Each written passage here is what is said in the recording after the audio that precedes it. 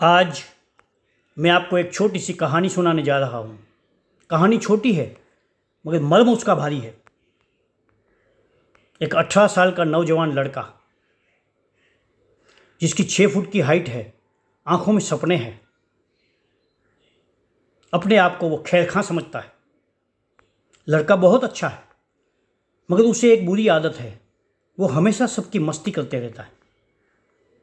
एक दिन वो रास्ते से जा रहा था, सामने उसने एक अम्मा जी को देखा। वो अम्मा जी की उम्र 90 साल की थी। उसकी कमर झुकी हुई थी, हाथ में लकड़ी थी, आंखों में चश्मे थे। वो अम्मा जी के पास जाके बोला, अरे ओ अम्मा जी, क्या ढूंढ रही हो? अब इस उम्र में कोई चीज़ की कमी रह गई? आप कहो तो मैं ढूंढ दूँ। अम्मा समझ गई कि यह लड़का मेरी मस्ती कर रहा है, मेरी खिंचाई कर रहा है।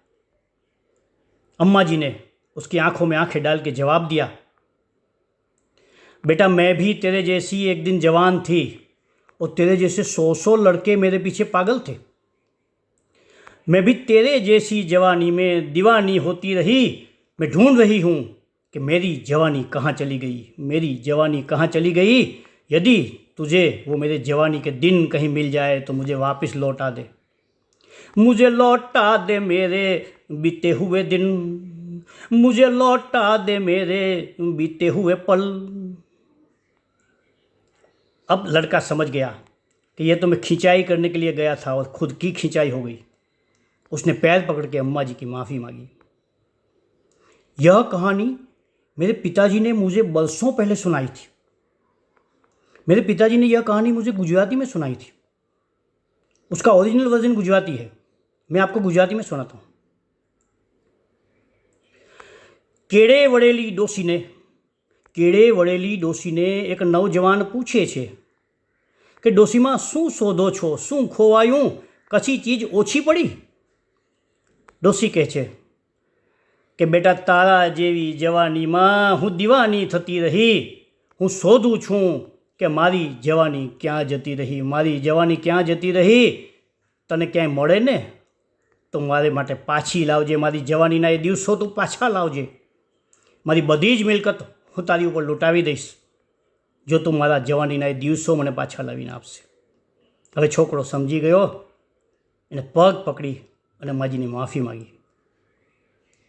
मुझे लगता है कि आपको ये कहानी पसंद आई होगी. अपने दोस्तों को भी ज़रूर सुनाना. आज के दिन बस मैं इतना कहता हूँ कि जियो और जीने दो संसार को, जितना ज़्यादा बांट सको तुम बांटो अपने प्यार को. हंसो इस तरह हंसे तुम्हारे साथ दलितीय धूल भी, और चलो इस तरह कुचल न जाए पग से कोई शूल भी. यह सुख न तुम्हारा सुख केवल जग का भी उसमें भाग है. फूल डाल का पीछे पहले उपवन का श्रृंगार है, उपवन का श्रृंगार है. कहते हैं होती जाती खाली जीवन की प्याली, पर मैं उसमें भाता हूँ प्रतिपल मदिरा मतवाली, प्रतिपल मदिरा मतवाली. इस जीवन की इस मदिरा में डूबते जाओ और दुनिया को खुशियाँ बांटते जाओ. आपके जीवन में भी खुशियाँ भर जाएगी, ये मेरा वादा है आपसे. मैंने जो कहा वो आप करके तो देखिए, करके तो देखिए.